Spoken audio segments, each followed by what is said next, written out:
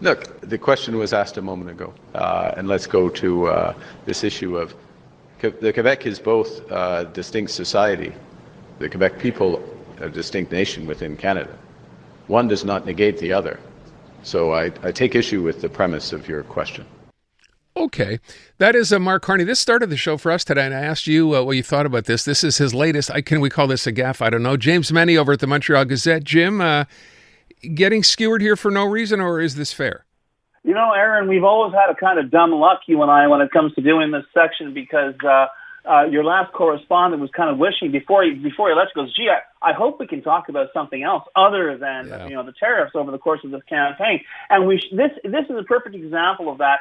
That's an abbreviated clip, but I'll tell you straight up, when I heard that, I kind of did a double take because it sounded very much to me like Mark Carney, the guy who looks like he's going to be headed to be prime minister, which is a huge turn in the campaign, is reading off recipe cards when it comes to Quebec. Even people within his own party, people who were around back in 2006, because he had said in that clip, well, it was proclaimed by Parliament that Quebec is a nation. The story behind that is Stephen Harper got cold feet when Gilles Duceppe was going to bring in a Quebec nation motion. He thought he'd beat him to the punch, and he put in, the Quebec people form a nation within a united Canada. And people who are involved in Quebec politics, specifically Federalists, know the minute the words Quebec and nation leave your head, the rest is just white noise. And to this day, we have seen this either used by the Bloc or used by the Parti Québécois, and certainly used by the CAQ to bulldoze Mr. Carney's predecessor, Justin Trudeau, in terms of, the idea of a Quebec nation. They've already separated, as far as some of them are concerned. Yeah. But here's the thing. To me, he is simply repeating what he was told. Now, I understand, and believe me, I know a lot of people, even the most diehard Federalist or the most embattled or beleaguered Quebec Anglo who listens to this show, right now, top of mind is their retirement, their stock portfolio. They're not worried about the Quebec nation. But the problem is, it's not just the Quebec nation, it's everything else. Mark Carney is claiming the Liberals are the party of the Charter. And for him to sort of be this flip with the whole idea of the Quebec nation and what the Quebec nation, behind the Quebec nation, the various things that have been done, the use of the notwithstanding clause, which I'm sure is going to be upheld by the Supreme Court, by the way, because the notwithstanding clause, that's the problem. The government will have to change it, and you'll never get that changed now. The genie's out of the bottle. But I just got, I honest to God, Aaron, when I was listening to that clip this morning, I don't want to be super negative, but the word tourist went through my mind when I was listening to Mark Carney. It's like, you really don't know what's going on here. And I understand you got dragooned. I know I heard you earlier saying it seems like this has been going on for months. It's only been going on for days. Time seems to have stretched out a joint, and he has been parachuted in very, very quickly. But my God, he's got to do his homework, and not just in terms of speaking French. Well, so you mentioned the other day, Jim, when we talked about this, let's face it, you can't know everything about everyone or every place in Canada, even if you're running for prime minister just off the bat. He's getting advice, or he's supposed to be getting good advice from people in Quebec as to what he should be aware of and not be aware of, which landmines you don't step on. That doesn't seem to be happening. And the crazy thing, of course, is that more and more, even with these developments with Trump, it's becoming clear that the threat of separation, and certainly the threat of separation as enunciated by a clutch of Quebecois columnists, seems far more real than the abstract of separation itself. I remember talking to you last week and listening to the show and hearing how, it's an irretrievable, that's a terrible gap. He didn't do fast or fast. That's it for Carney. He's killed himself in Quebec. The guy is running the table better this week than he was the week before. So can someone please explain to me how that works? Because I've only been doing this for 4 decades, and I knew that the gravitas of political debates, televised political debates, had been eroding for years, especially in this day and age of the internet. But it was a given. No, that's it for Carney. He's made a huge gap. Well, apparently not.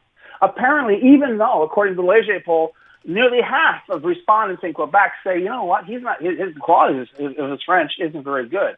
And yet they're supporting him through the roof because why? You don't have to speak French to deal with Donald Trump. And with those realities in mind, you have to ask yourself, once this is over, and I like to think that at some point it will be over, I like to think this nightmare in the White House will end, okay? Where do we in Quebec stand? Whether you're a francophone or an anglophone, have all of, I'll use the word, has the mythology both linguistic groups been raised to believe in just been blown out the window? That we have to look and define ourselves differently than based on language or culture or being afraid of the rest of the world? I think a lot of francophones right now, the last thing they're worried about is the future of French or the French culture. They're worried, literally, about their family being able to make ends meet. And it doesn't matter what language you speak. Donald Trump has created this worldwide economic plague. And I really think that to see someone like Mark Carney, who has all this expertise in terms of dealing with Trump, and I don't take that away from him, but when I see someone like Mark Carney still walking on eggshells with what would have been, I guess, a controversy 20 years ago, it does not fill me with confidence. You know, I mean, at least I look at the other parties, I look at Singh, I look at Poilievre today, the whole thing with, domestic violence. We're going to come down on those who are convicted of domestic violence. No more manslaughter, it'll be murder. I hate to be cynical, Aaron, but he's doing terribly with women. So who are the victims of domestic violence in 99.9% of the cases? It's women. It's clearly trying to win back that female vote. Jagmeet Singh is trying to appeal to I guess patriotism, whether it's with the bond drive, but I don't know. It's like Canada suddenly has outgrown the NDP, and we'll see how that ends on April 29th. Jim, was there? Yeah. I'm sorry. Was there a comment today, or I thought I heard this as well? Poilievre on Bill 21. He well, that was last night when he was doing the interviews at Radio Canada. And on the one hand, he said he couldn't. He cited the example of his security detail, the RCMP officer on the security detail. He says that man wears a turban. His job is to lay down his life for me, or for my kids, or for my wife, or for my family. Okay, am I to turn around to that guy and say you can't get a job because you're wearing a turban on your head? And I got to tell you, the Radio Canadienne, as far as I'm concerned, very judgmental panel, kind of went quiet on that one. I was kind of surprised to hear him say that. But the fact of the matter is, this is the guts of Bill 21, which, as I say, as far as I'm concerned, will be upheld by the Supreme Court for no other reason than the fact that it is protected by the notwithstanding clause. And guess what, folks?